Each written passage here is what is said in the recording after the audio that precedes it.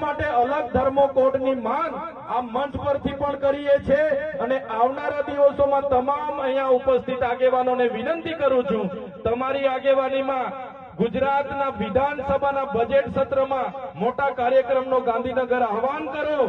ગુજરાતના 14 જિલ્લામાંથી આદિવાસીઓને ભેગા કરવાની જિમ્મેદારી અમે લઈએ છીએ। આદિવાસીઓનો અલગ ધર્મકોડ હોવો જોઈએ, આદિવાસીઓનો અલગ ધર્મકોડની માંગ કરવી પડશે, નહીં તો આપણને ડીલિસ્ટિંગમાં ખપાવીને આપણને મળતા અનામતના લાભો પૂરા થઈ જવાના છે।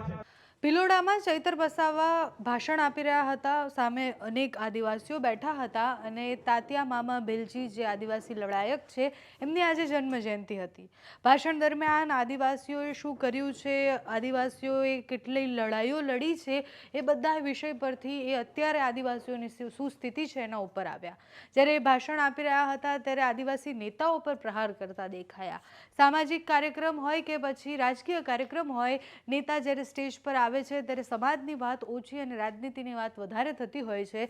ચૈતર વસાવા આજે જ્યારે ભિલોડાના સ્ટેજ પર હતા ત્યારે આદિવાસીઓને કહેતા હતા કે જે નેતા આદિવાસી નેતા એ આપણું ભલું નથી કરતા, એમને ઘર ભેગા કરવાના છે। એ 2027ની પણ વાત કરતા હતા અને અલગ અલગ વાતો કરતા હતા। જો કે નેતા પાસેથી આપણે એ અપેક્ષા પણ ન રાખી શકીએ કે જ્યારે ભાષણ આપશે ત્યારે એ રાજનીતિ નહીં આવે એમાં, કારણ કે મોટા ભાગે કાર્યક્રમ ભલે સમાજનો હોતો હોય છે, સમાજને એક દિશા દેવાનો હોય છે, પણ નેતા જે કરે છે એ જાહેર મંચ પરથી જાહેર જીવનની વાતો જ કરતા હોય છે। ભિલોડાનો સ્ટેજ હતો, ચૈતર વસાવા એ સ્ટેજ પર ભાષણ આપી રહ્યા હતા અને ફરી એકવાર ચૈતર વસાવાએ આદિવાસી નેતાઓ પર પ્રહાર કર્યા છે। તો ચૈતર વસાવા જે કહી રહ્યા છે તે સાંભળીએ। આપણા પાટલિયામાં જે પ્રકારે પોલીસે જંગલ ખાતાએ જે પ્રકારે આપણા લોકો પર હુમલો કર્યો, 27 જેટલા ટીયર ગેસ છોડવામાં આવ્યા, લાઠીચાર્જ કર્યો, 50 રાઉન્ડથી પણ વધારે ફાયરિંગ કર્યું અને આપણા લોકોએ પછી સ્વ બચાવમાંથી આપણા લોકોએ દોડાદોડીમાં પોતાનો જીવ બચાવવા માટે જે 47 જેટલા કર્મચારીઓ પર જે એમણે સ્વ બચાવ માટે પથ્થરમારો કર્યો, ત્યારે આવનારા દિવસોમાં આ મંચ પરથી પણ કહેવા માંગુ છું, અહીંયા જેટલા પણ પોલીસ અધિકારીઓ છે એમના માટે એકવાર જોરદાર તાળીઓ પાડી લો। એ તમામ PI, PSI, constable, home guard, D staff બધાને મેં વિનંતી કરું છું, આદિવાસી સમાજ એ સંવાદ અને સંવિધાનમાં માનનારો છે, એટલે તમે તમારા આઈપીએસ અધિકારીઓના કહેવા પ્રમાણે અમારા સમાજને હેરાન પરેશાન નહીં કરતા, નહીં તો આવનારા દિવસોમાં અહીંયા પણ અમે પાડાલેવાડી કરીશું અને જરૂર પડશે આવનારા દિવસોમાં ગાંધીનગર તરફ પણ પ્રસ્થાન થશે અને ગાંધીનગરમાં જો આદિવાસીઓના ખોટા જાતિ પ્રમાણપત્રને લઈને જે લોકો નોકરીઓ પર છે, જે લોકો રિઝર્વેશનનો લાભ લઈને ઘૂસીને આજે અમારો હક છીનવે છે, એવા લોકોની જો આવનારા દિવસોમાં વિશ્લેષણ સમિતિ એનો નિકાલ નહીં કરશે, આદિવાસીઓના જેટલા પણ પ્રશ્નો છે એનું નિરાકરણ નહીં લાવશે, તો આખો આદિવાસી સમાજ આવનારા દિવસોમાં ગાંધીનગર તરફ પ્રસ્થાન કરશે અને ગાંધીનગરમાં અમે સત્તામાં બેઠેલા લોકો સાથે નેપાળવાડી કરવા પણ તૈયાર છે। આઝાદીનો આજે 77મો પ્રજાસત્તાક દિવસ છે, સંવિધાનમાં જ અનુસૂચિ 5 આપી છે અને એ આર્ટિકલનો આજ દિન સુધી અમલ નથી થતો। આજે અમારા પ્રવીણ દાદાએ કીધું કે બંધારણના 366 અંતર્ગત આપણને અનામત મળ્યું છે, ત્યારે અહીંયા બેઠેલા મારા વડીલો, માતા બહેનો, તમને મેં વિનંતી કરવા માંગુ છું, વાકેફ કરવા માંગુ છું, આર્ટિકલના 360ની પેટા કલમ 25 અંતર્ગત આપણને હિન્દુ મેરેજ એક્ટ લાગુ નથી પડતો, 1955નો હિન્દુ મેરેજ એક્ટ લાગુ નથી પડતો, 1956નો આપણને વારસાઈ ધારો લાગુ નથી પડતો। હમણાં 2 દિવસ પહેલાની તમને એક તાજો દાખલો આપી દેમ, અમદાવાદની કોર્ટમાં એક આદિજાતિ પતિએ પોતાના પત્ની સાથે છૂટાછેડા માટેની ફરિયાદ કરી હતી અને અમદાવાદની કોર્ટે આ 2 દિવસ પહેલા જ એ પતિને કીધું કે તમે આર્ટિકલ 366ની પેટા કલમ 25 અંતર્ગત આવો છો, તમારું લગ્ન રૂઢિ પ્રથા અને પરંપરા મુજબ થયું છે, તમને અમે છૂટોછેડો ના આપી શકીએ, તમે હિન્દુ મેરેજ એક્ટમાં આવતા નથી, એ આપણી સંવિધાનની તાકાત છે।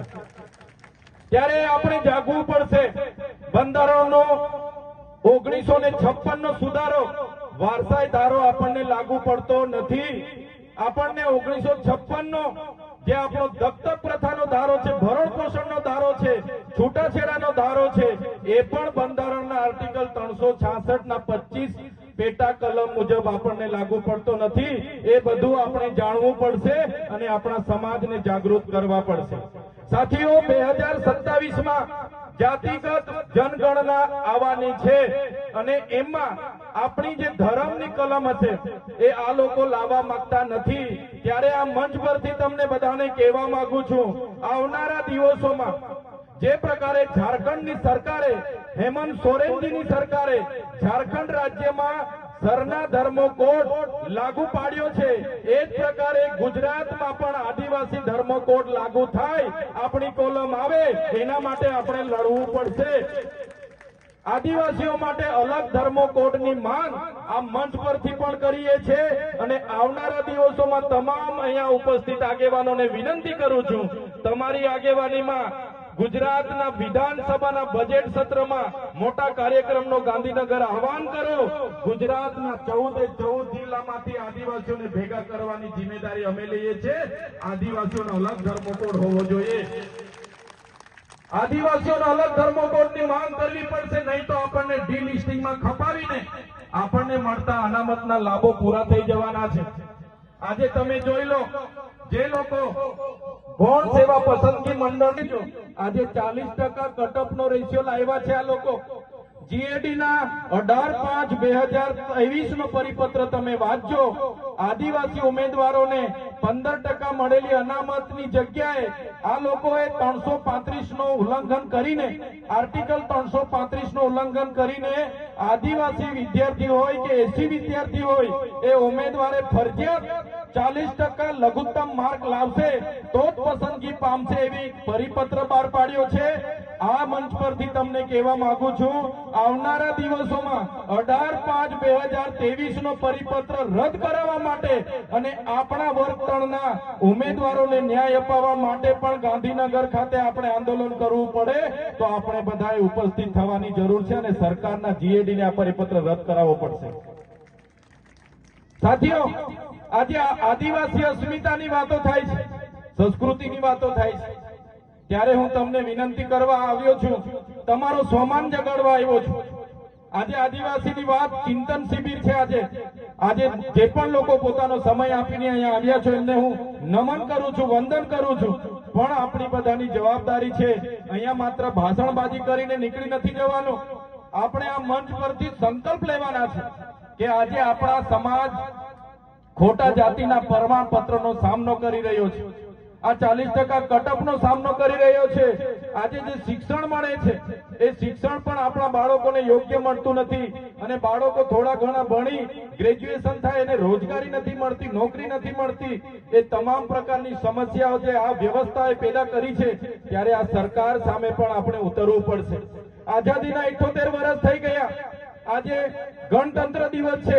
બંધારણે તો એવું કીધું છે, અમે ભારતના લોકો આ ભારત દેશને સ્વતંત્રતા, સમાનતા અને બંધુતા પ્રદાન કરીએ છીએ, ધર્મનિરપેક્ષ રાજ્ય જાહેર કરીએ છીએ, લોકશાહી રાજ્ય જાહેર કરીએ છીએ. પણ આજ દિન સુધી આદિવાસીઓના કાયદાનો અમલ થયો નથી. આજે પણ આદિવાસીઓના એટલા શોષણ થાય છે, ઉત્પીડન થાય છે, આદિવાસી સાથે અન્યાય થાય છે. ત્યારે આપણે બધાએ જાગવું પડશે. આજે કોઈ પણ કાયદો બને તાત્કાલિક એનો અમલ થઈ જાય છે અને આપણી અનુસૂચિ 5 ના આજે 78 વર્ષ પછી પણ અમલ નથી થયો. કેમ કે આપણામાં એકતા નથી. લોકતાંત્રિક રીતે બનેલી પાર્ટીઓમાં આપણે બધા વેચાયેલા છે, સંગઠનોમાં વેચાયેલા છે, ધર્મ સંપ્રદાયોમાં વેચાયેલા છે, જ્ઞાતિ જ્ઞાતિમાં વેચાયેલા છે. ત્યારે આ મંચ પરથી તમને બધાને કહેવા માંગુ છું, એક આદિવાસી તરીકે આપણે બધાએ ધર્મ સંપ્રદાય હશે, પાર્ટીઓ હશે, જ્ઞાતિ જ્ઞાતિ હશે કે કોઈ પણ સંગઠનો હશે, ભૂલીને છેલ્લી લડાઈ માટે તૈયાર થઈ જવું પડશે. નહીં તો આવનારી પેઢીઓ માટે આપણે કંઈ બચાવી નથી શકવાના. આજે જળ, જંગલ, જમીન પરના અધિકારોના પ્રાવધાન હોવા છતાં આજે જંગલ ખાતું આપણા લોકોને હેરાન કરી રહ્યું છે. આજે પોલીસ ખાતું આપણા લોકોને હેરાન કરી રહ્યું છે. સત્તામાં બેઠેલા લોકો આપણી જમીનો સંપાદન કરી રહ્યા છે. ત્યારે આપણે બધાએ જાગવું પડશે, એક થવું પડશે. વાત કહેવા માટે આજે અહીંયા આવ્યો છું.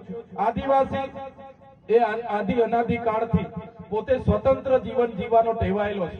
સ્વાયત્ત, સ્વાવલંબન અને પ્રકૃતિ સાથે રહેતા શીખ્યો છે. પ્રકૃતિના મૂલ્યનું જતન કરતા શીખ્યો છે. પ્રકૃતિને પૂંજનારો આદિવાસી સમાજ છે. પણ આજે આદિવાસી સમાજ જે ઈચ્છે તે શિક્ષણ નથી. આજે આપણે શું પહેરવા માંગીએ છીએ એ પણ કોર્પોરેટ લોકો નક્કી કરે છે. આપણે કઈ ગાડીમાં ફરવાનું છે એ પણ બીજા લોકો નક્કી કરે છે. આપણે શું ખાવું છે એ પણ બીજા લોકો નક્કી કરે છે. આપણે શું કરવું છે એ પણ બીજા લોકો નક્કી કરે છે. ત્યારે આપણે ફરી મૂળ સંસ્કૃતિ, મૂળ પરંપરા અને જે આપણી અસ્મિતા છે એને જાળવી રાખવા માટે, આપણી બોલી ભાષાને જાળવી રાખવા માટે, આપણા પહેરવેશને જાળવી રાખવા માટે આપણે બધાએ ફરી આપણા સમાજમાં જાગૃતતા લાવવી પડશે. એ જ વાત સાથે વધારે વિશેષ હું વાત નહીં કરું. એક સમાજના ધારાસભ્ય તરીકે સૌ તમને અપીલ અને વિનંતી કરું છું, આજે આપણે અહીંથી આપણા સંકલ્પો લઈને જવું પડશે. આ મંચ પરથી જે પણ લોકોએ પોતાના વક્તવ્ય આપ્યા છે, પોતાના ઉપદેશો આપ્યા છે, એને વધારે ને વધારે આપણા સમાજમાં કઈ રીતના પહોંચાડી શકાય, એ ચાહે વન અધિકાર અધિનિયમ 2006 ની વાત હોય, એ ચાહે 73AA ની વાત હોય, એ ચાહે જમીન સંપાદનના કાનૂનની વાત હોય, એ ચાહે જળ જંગલ જમીન પરના આદિવાસીઓના પ્રાવધાનની વાત હોય, રૂઢિ પરંપરાગત અંતર્ગત આદિવાસીઓને મળેલા અધિકારોની વાત હોય, ગામ સભા મળેલા પાવરોની વાત હોય, આપણા મુખીઓ, આપણા પૂજારાઓ, આપણા સરપંચો, એમણે પણ આ જાગૃતતા લાવવી પડશે. એ વાત કહેવા માટે અમે આજે ઉપસ્થિત થયા છે. ત્યારે વધારે વાત નથી કરતો, ઘણા આગેવાનો અહીંયા ઉપસ્થિત થયા છે, એમને પણ આપણે સાંભળવાના છે. ત્યારે આજના આ કાર્યક્રમમાં આયોજન કરતા તમામ આયોજક મિત્રોનો, અહીંયા ઉપસ્થિત થયેલા નામી અનામી તમામ સંગઠનના પદાધિકારીઓનો, તમામ સરપંચો, મુખીઓ, પટેલો અને વડીલો, મારી માતાતુલ્ય માતાઓ, બહેનો, યુવાનો, બધાનો જ હું ખૂબ ખૂબ આભાર માની વિનમું છું. બધાનો ખૂબ ખૂબ આભાર. જોહાર. જય આદિવાસી, જય ભીલ પ્રદેશ.